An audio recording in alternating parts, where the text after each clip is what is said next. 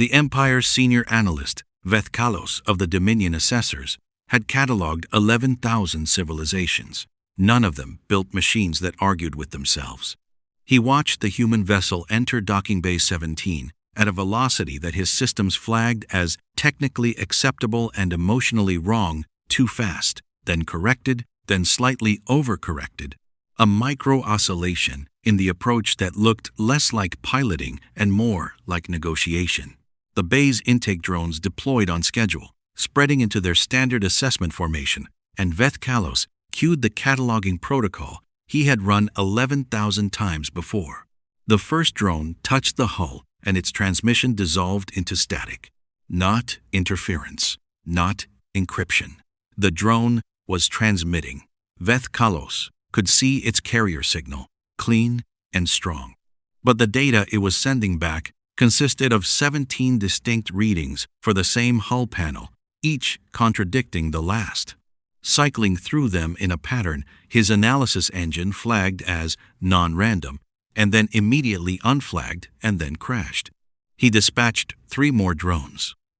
They returned conflicting materials analyses for what was, visually, the same surface. One read, titanium ceramic composite. One read something with a spectral signature that matched no catalogued alloy. One read wood. Ivankov stared at that result for a full second, which was not something he did. The ship's airlock opened, and a human walked out. Dr. Mira Ivankov, listed in the Dominion's pre-contact file as Cognitive Systems Engineer, specialist in legacy integration, educational credentials, multiple, unclear hierarchy. She was eating.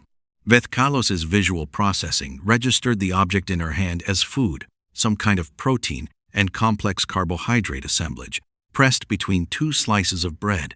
She walked through the decontamination field without breaking stride, glanced at the cluster of frozen assessment drones and said, "Sorry about the scans." She gets shy with strangers. The she was, apparently, the ship. Ivankov crossed the bay. He had interfaced with navigation cores from 11,000 civilizations. He knew the protocols. He placed his interface tendril against the human ship's primary data access port, a physical port, which was itself an archaeological artifact in an era of quantum field interface, and initiated a standard query. 3 voices answered simultaneously. The first identified itself as navigation and provided course data in a coordinate system that was accurate but used an outdated stellar cartography framework from approximately 300 years prior. The second identified itself as navigation and provided the same course data in a current framework, contradicting the first on 7 points. The third identified itself as Helen and asked if he wanted to hear some music. Ivankov withdrew his interface tendril. "Is your navigation system damaged?" he asked Ivankov. She had finished the food. "Damaged? How?" "It is returning incoherent data, multiple contradictory responses to a single query." Ivankov tilted her head in a way that his social modeling flagged as amusement, though his confidence interval on that was poor. "That's not incoherence. That's navigation 1, navigation 2, and the original nav system we never actually removed when we installed the upgrades. Helen is Helen's, a long story." She glanced at the ship. "She means well. You have 3 navigation systems. Had 4 until the tertiary got lonely and merged with the waste processing monitor. That was a weird month." Ivankov filed an emergency reclassification request. The form asked for the reason. He wrote, "The assessed vessel's systems appear to be engaged in ongoing internal communication of undetermined purpose." Then he deleted that and wrote, "Standard assessment protocols, insufficient." Then he submitted it and went to find the station's chief engineer. Because in 40,000 years of Dominion record-keeping, an emergency reclassification request had been filed exactly 3 times, and Ivankov had just filed the 4th. Behind him, from the ship's external speaker array, another physical artifact, something that might have been music, drifted through docking bay 17, and 3 drones continued cycling through 17 irreconcilable readings of the same hull panel. and none of them were wrong. The problem wasn't that the human's reactor was dangerous. The problem was that it shouldn't have been running at all. Vethkalos reviewed the numbers while the station's chief engineer, a Dominion specialist named Oveth, stood next to him, wearing an expression that his social modeling read as distress, and his common sense read as the expression of someone whose professional understanding of the universe had just been quietly violated. The human ship's power plant had been the subject of the morning's formal assessment. The Dominion's treaty protocols required a complete technological inventory before any species could progress to trade negotiations. This was not bureaucracy, it was epistemology. You could not negotiate with something you did not understand. Ivankov had been cooperative.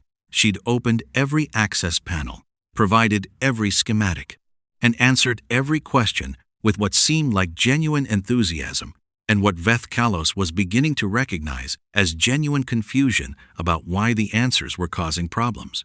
The reactor schematic showed 3 different core designs occupying the same physical space, not adjacent overlapping. The original fission containment architecture, then a fusion upgrade threaded through it, then something more recent that Oveth had identified as conceptually adjacent to zero-point extraction, and then refused to say anything further while he recalibrated his instruments. The original core should have been removed when the fusion array was installed, Oveth said. It wasn't, Ivankov said. She was standing in the assessment chamber with her arms folded, watching the Dominion engineers with the patient expression of someone who had explained something many times and was prepared to explain it again. The original core regulates thermal variance in the fusion containment. When we put in the fusion array, we found it worked better with the fission architecture still in place. The harmonic interaction stabilizes the plasma envelope. Oveth pulled up the stability model his team had been running. Our model predicts this configuration should have resulted in catastrophic feedback within. He checked the figure. Approximately 4 hours of initial ignition. When did you first activate this drive? Vethkalos asked. Ivankov thought about it. The current configuration? About 12 years ago, give or take. The assessment chamber was quiet for a moment. Your model is wrong, Ivankov said, not unkindly. The interaction we were using was a known failure point in the fission design. The engineers who built the fusion upgrade figured it out and used it in reverse. Instead of containing the feedback, they tuned it. It's a feature now, she paused. We call it the Kowalski oscillation, after the engineer who noticed it by accident while the ship was breaking down. Vethkalos was about to ask a follow-up question when a sound occurred that his audio processing registered as atmospheric breach, the specific frequency of gas escaping through a seal under pressure. He tracked it to the chamber's eastern wall. A microfracture, his instruments showed, pre-existing structural weakness in the composite, now expressing itself as a slow, cold bleed of atmosphere into the void. 3 of his engineers moved toward the wall access panels. Standard procedure. Locate the fracture, seal the breach, verify integrity. The estimated time to complete was 4 minutes, which was acceptable given the chamber's emergency reserves. Ivankov reached into her jacket pocket and produced a device. It was approximately the size of her hand. It had been repaired in at least 4 visible locations. He could see the mismatched material patches, the seam where a component housing had been replaced with something that was not the original housing. A display surface that had been cracked and resoldered. A power coupling that had been rerouted around its own original pathway. The device looked like the physical record of every problem it had ever survived. She pointed it at the wall. The device, as far as Vethkalos's instruments could tell, was not on. 7 seconds later, she said, 12 centimeters left of the 3rd support strut, 40 degrees below the seam line. 17 millimeters deep. She crossed to the wall, placed her hand flat against it, moved it slightly right. Here. The Dominion engineers opened the panel. The fracture was 12 centimeters left of the 3rd support strut, 40 degrees below the seam line, 17 millimeters deep. Oveth looked at the device. That instrument was not transmitting a signal. It was, Ivankov said. just not a signal your instruments look for. She examined the fracture. Then she reached into a different pocket and produced a component that Veth-Kalos's systems identified after a pause that was longer than he was accustomed to as a heating element from a residential beverage. Preparation unit. She looked at the fracture again. She looked at the component. She pressed the component against the fracture, held it there for 90 seconds while it heated and bonded with the composite material, and then stepped back. The atmospheric bleed had stopped. Oveth processed this for a moment. That component is from a coffee maker. Had it in my pocket, Ivankov said. Why did you have a coffee maker component in your pocket? In case I needed it.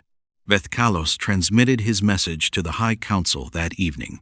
6 words. Do not attempt to copy their ships. He stared at the message for a long moment before sending it, turning the words over, testing whether they were accurate. They were. You could not copy a thing that had not been designed. You could not reverse engineer a system that had grown rather than been built.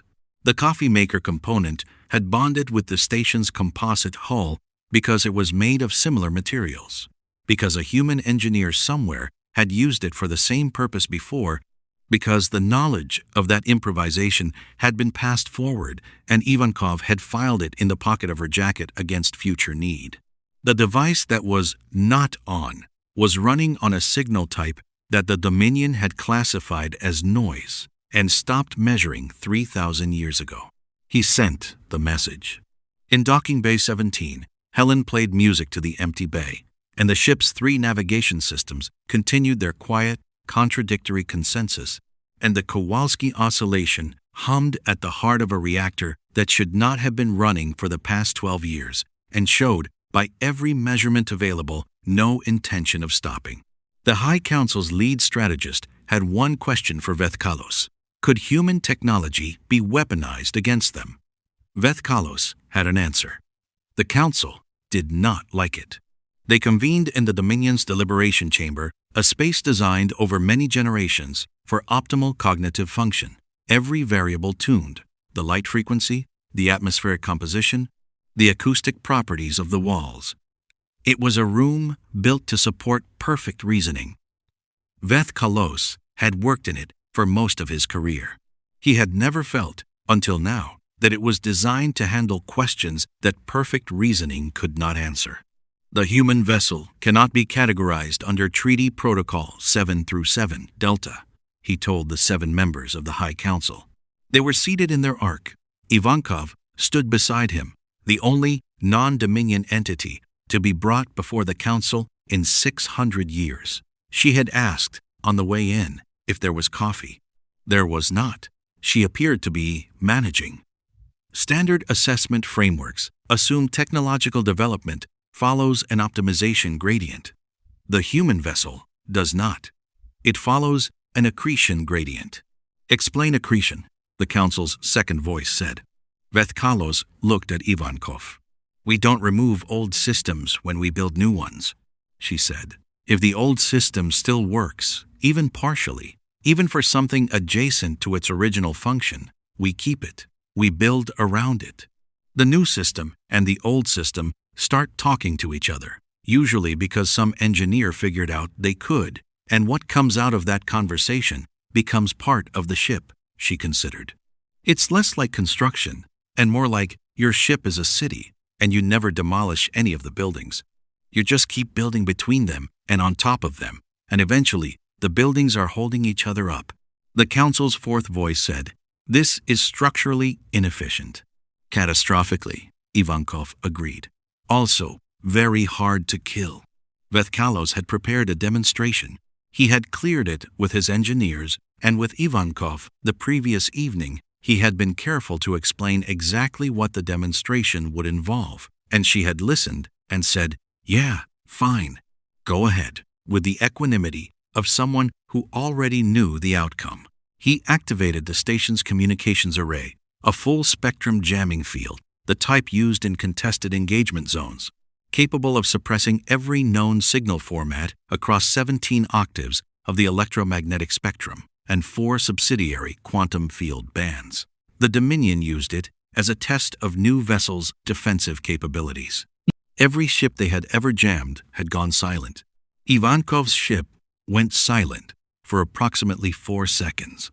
Then a signal emerged. Vethkalos's analysis system took 11 seconds to identify the signal type because it had to retrieve the relevant data from an archive last updated 3,000 years ago. The signal was an amplitude-modulated radio transmission in a frequency band that predated Ivankov's civilization's discovery of spaceflight. His engineers traced it to a component on Ivankov's vessel that their original scan had logged as antenna array, purpose unclear, estimated age, 600 years, non-functional. It was functional. It was talking to Earth. The Council's first voice said, "Slowly, your communications array is equipped with a transmitter designed for planetary atmospheric use. We had one on the original vessel this ship was built around," Ivankov said. "The frame's about 700 years old, give or take." The radio telescope array was used for initial contact protocols. When we refitted, nobody took it out.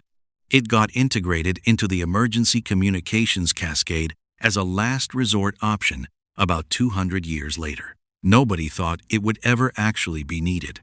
A pause. It's been needed 4 times. The jamming field was suppressing everything the Dominion knew about.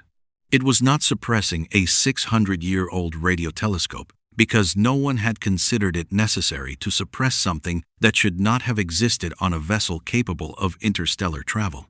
This was the answer to the Council's question. This was why Vethkalos had transmitted 6 words and not 7. You could not defeat what you could not model. The Dominion's weapons systems, its defensive architectures, its entire engagement doctrine was built on a fundamental assumption that a sufficiently advanced civilization's technology could be understood by a sufficiently advanced analysis. 40,000 years of catalogued species had validated this assumption. Every civilization the Dominion had encountered had optimized, had discarded the old in favor of the new, had converged toward efficiency, had produced technological systems that were legible precisely because they were designed. Ivankov's ship had a weather balloon tracker in its emergency communications cascade. It had 3 navigation systems, one of which asked about music. It had a reactor that worked because an engineer named Kowalski had been present when it broke down in exactly the right way. It had a hull material that read as 17 different things because it had been repaired 17 times with whatever was available. And each repair had become part of the hull, and the hull was now a record of every crisis the ship had survived and the solution that had worked. You could not jam all of that. You could not counter all of that. There was no single point of failure because there was no single point of anything. The High Council deliberated for a long time. Vethkalos waited with Ivankov in an anteroom. She had found coffee, some adaptation involving the anteroom's hot water dispenser, and a substance she had produced from her jacket's left interior pocket. She did not explain how long it had been there. The coffee, by its smell, appeared to be functional. "What happens now?" she asked. "The Council will determine whether humanity represents a threat or a potential ally." "What do you think they'll decide?" Vethkalos considered the question. He had spent his career assessing civilizations, determining where they fell on the Dominion's matrices of development, capability, and compatibility. He had never before assessed a civilization and been unable to place them on the matrix, not because they were too primitive or too advanced, but because the matrix assumed a direction of travel that humanity had, apparently, declined to take. Every other species had optimized. They had followed the logic, remove redundancy, increase efficiency, converge on the best solution. The Dominion had done this. The 11,000 civilizations in the catalog had done this. It was what intelligence did, when it was working correctly. Humanity had not done this. Humanity had kept everything, every failed system repurposed, every broken component filed against future need, every generation of technology preserved in the substrate of the next. Not because it was efficient, it was not, but because some engineer, somewhere, had looked at the old system and thought, what if we needed this later? And they had needed it. Again and again, across 7 centuries of a single ship, they had needed it. He looked through the anteroom's observation port at Ivankov's vessel in the docking bay. Every Dominion ship in the bay was clean geometry optimized, elegant, legible, curves that followed physics, materials chosen for performance, systems designed to do one thing as well as possible and nothing else. They were, by every measurable standard, superior vessels. Ivankov's ship looked like the record of a civilization that had refused to forget anything. Patches on original hull, each layer a different repair from a different century. 3 antenna arrays, 2 of which predated the current propulsion system by hundreds of years. A silhouette that changed depending on which angle you viewed it from, because different eras of the ship's construction had different aesthetic conventions, and no one had ever standardized them. It was not beautiful by any framework Vethkalos had available. It had called home through a full-spectrum jamming field using a 600-year-old radio telescope, and Earth had answered. "I think," Vethkalos said, "the Council will decide that the treaty protocols require updating." Ivankov drank her improvised coffee. She looked at her ship through the same port. "Smart," she said. In Docking Bay 17, Helen was still playing music. The song Vethkalos had finally identified it. 600 years old. From a period before humanity had reached its own moon, drifted through the bay in the low electromagnetic register that the Dominion had stopped measuring millennia ago. None of his instruments registered it. It was there anyway, the way all of it was there anyway. Persistent, impractical, unkillable, the specific noise that perfect optimization left no room for and could find no answer to.